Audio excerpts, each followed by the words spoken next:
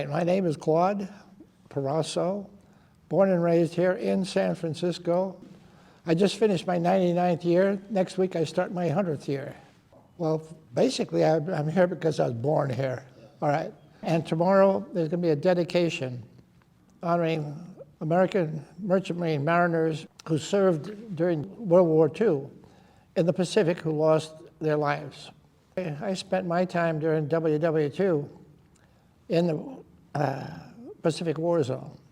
1944, March or April, I was a senior in high school at St. Ignatius College Prep School.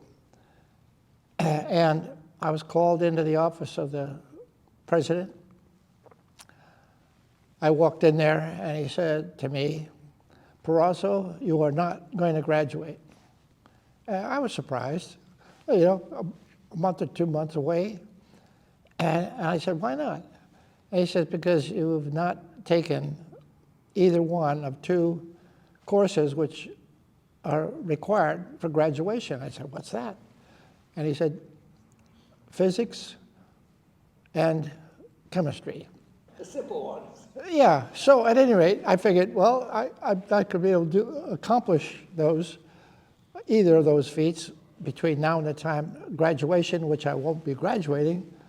So I packed my books, took them home, and I lived in the marina. Now, the San Francisco Port of Embarkation is Fort Mason, and that's in the marina. And I knew the port captain because he was a customer of my father's. So I dumped my books in the home, and I walked to Fort Mason to see Captain Berry. He was commander then. And he said, "You want to sail?" I said, "Yes." He said, "Well, go down to Coast Guard headquarters on Sansom Street. Tell them you want to be an ordinary seaman." And there's nothing lesser than an ordinary seaman. So I went down there, 17 years old. They said, "You want to sail?" "Yeah." So boom, boom, boom. I ended up with a document. I went back to see Commander Berry, and he said, "You see that troop ship over there?" I said, "Yes." "You're on it. Go." Ta-da. Okay. Well, at any rate, I had been a Sea Scout, not a Boy Scout. And I thought I knew a lot about seafaring, which I didn't. Went on that ship, and we sailed off to the Southwest Pacific, the war zone. My first job was to chip paint. Those things are a lot of great paint, and they tend to rust. And you get a chipping hammer, and you whack, whack, whack, whack, and all that paint that has rust under it comes off, and you get a wire brush, and you brush it, brush it, brush it. And you get first you get red lead, and you paint that over it. And when that dries, you paint it gray. That was a big ship. Not long thereafter, I got a bridge watch, a 4 to 8 watch, which is that's the best.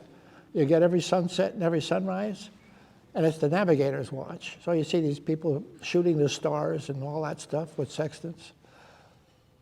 And I did that for a number of months. I enjoyed every minute of it. I mean, you stand behind the wheel for 4 hours, watching a gyroscope repeater to keep a course. Every once in a while, you doze a little bit, and you're supposed to keep one over the other or one under the other. And when you lose track of that, you start bringing the wrong one in line with the other one, and the ship will start turning, or that way, left to right. And you catch it soon, I hope, and you correct. At any rate, at 17, you're non-compass mentis. You don't understand what the heck this whole picture means. So you enjoy the days, and I saw every sunset, every sunrise. I watched the navigating officers shooting the stars at night or early morning when they can get a star and a horizon, or navigate by dead reckoning if it was cloudy and you couldn't get either of those things to refer to. I made it to able-bodied seaman after about 6 months. Well, that's where you get your basic feel of the thing. And I enjoyed it. You're oblivious to the rest of this stuff. I was informed that after 13 months in a war zone, you can apply for OCS, Officers Candidate School, which is a 4-month program, not like Kings Point or those places, which are 4-year programs, or Cal Maritime.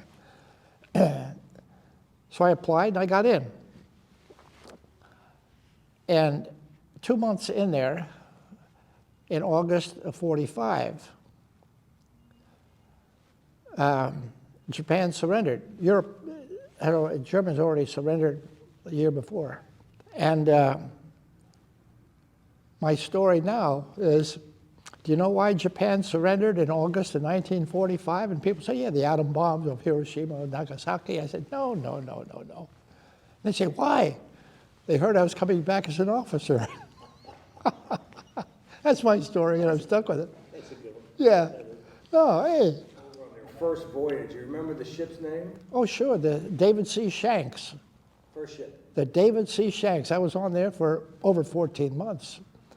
And we sailed to, the first port out would be Hawaii, and you'd pick up and offload people, either soldiers or medical people, Red Cross workers, that kind of thing. And off to New Guinea.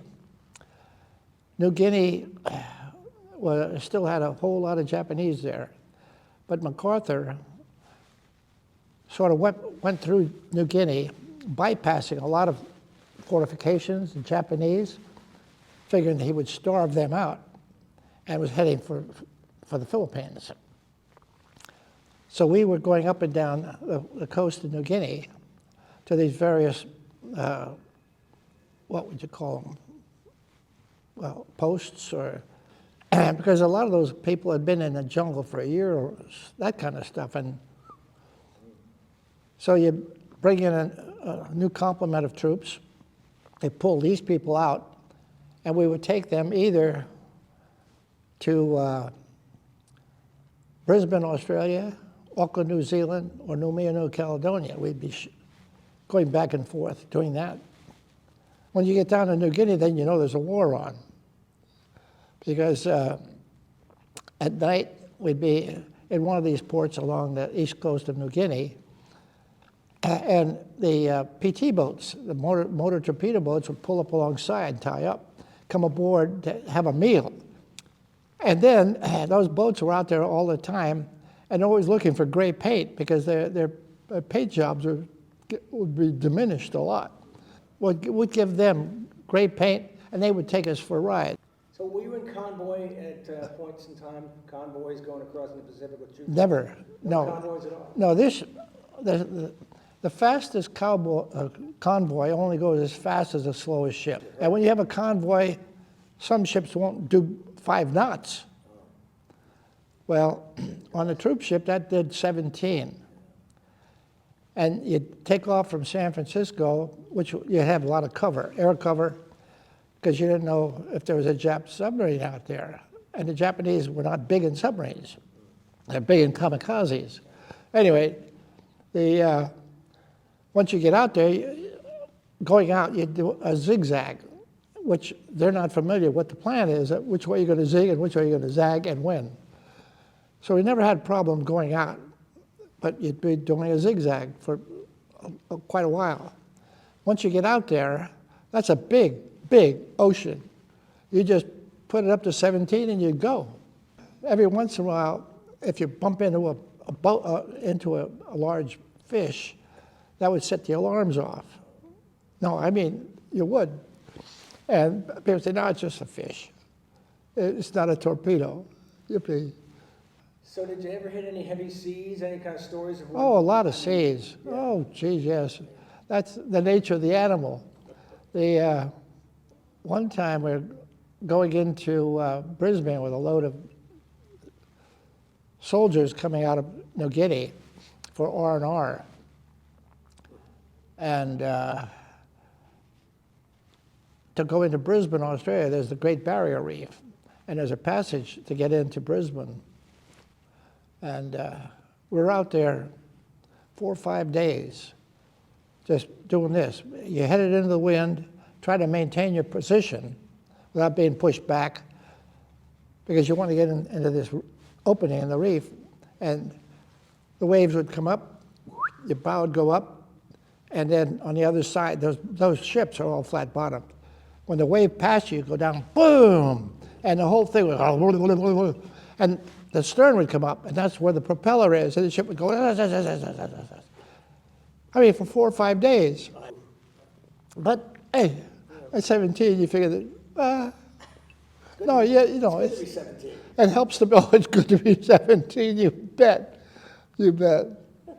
We'd offload in a barge war materials, guns and ammo and stuff, after the troops left.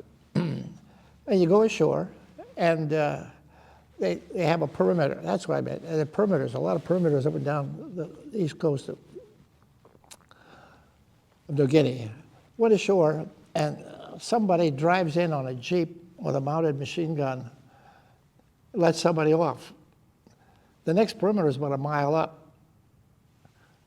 And he said, hey, I'm going back up there. Anybody want to ride with me? Hey, 17, sure. Now, if anybody shoots it, I shoot back at them with this thing back here. Yeah. I say, hey, why not? Hey, big deal. I'm still 17 mentality. We go up there, all is well. He says, okay, goodbye. Well, he wasn't going to come back. So now I got about a mile of beach to get back to this perimeter. So I decided I'm going to walk back. And about halfway down, I see what's something that looks like an anomaly up along where the forest comes down to the sand. So I walk up there, and here's a dead Japanese with his belly blown out. I said, oh, jeez, I better go back quick. So I get back to the waterline, and I hustle back. You know, I mean, stuff like that. Then you understand there's a war on. And no, it was an experience, never to be forgotten. Well, as I say, I qualified for OCS. So I went in there, did the 4 months, came out as an officer. The war was over by then. I now was on a different ship, a ship that the Army Transport Service took over from the Navy or the Coast Guard, I don't know which. It was the APA 24 or 240, 24, whatever it was. Big twin stack vessel. We took it in the shipyard, had it modified to carry dependents. And that took a lot of modifications. I mean, from troops, big open spot with a lot of bunks. I mean, lots of stacked high. To families. We take their cars and their baggage and take them to the Philippines, Hawaii, Japan. Did you ever see any action at all, like kamikazes hitting other boats or No, we were attacks or anything? never. We never got, because we'd be in a lot of different ports where the night before, they were hit, or we'd hear that after we left, they got hit. Aftermath or something, right? Yeah, oh, sure, because they're all enforcing or reinforcing our troops that were stationed in these perimeters. There's still a lot of Japanese up in the mountains. And they had cannibals up there, cannibals. Oh, yeah. And many years after the war, these Japanese who survived all that would come out and find out that the war was over. They didn't know the war was over. They had no communication. For them, the war was on until hell froze over. What year did you sail until? When did you actually come out of the Merchant Marine? I sailed until December 5, 1946. And what was your rating? I was a third officer on this big ship. I loved that life. And one day, in December of 45, my dad was told that he had ulcers, and the doctor wants him in the hospital. He's going to take the ulcers out. Okay. So my dad drove himself to the hospital, parked his car, checked in. The next morning, they took him to the OR, opened up, it was full of cancer. They sewed him up, closed. 5 days later, he was dead. He was 68 years old, young guy, compared to a lot, anyway. And he kept telling me during those last few days, you got to stop what you're doing. And I really loved what I was doing. I mean, it was a great way to spend a day. And I said, "And do what?" He said, "Go to college. Right across the street is USF. And study what? Well, study accounting. You can always change. What are you going to do? Say no to your dying father? I mean, hello. So I started in January of '47 as an accounting major. You had to take a course in business law. Whoa, that was interesting stuff. So I finished that and went into law school. And 3 years later, I finished in 2.5. I came out a lawyer. And eventually, I spent 15 years in the public defender's office. After 15 years there, I got a call from the governor's office. He made me a judge, municipal court.